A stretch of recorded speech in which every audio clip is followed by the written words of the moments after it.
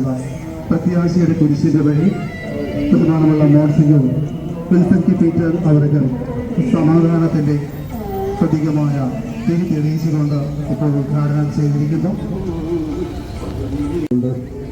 എല്ലാം ഇന്നുകൊണ്ട് അവസാനിക്കുന്നില്ല. ക്രൈസ്തവർ പ്രത്യാശയുള്ളവരാണ്. ഒന്നും ഇന്നും എന്നും അവസാനിക്കുന്നില്ല.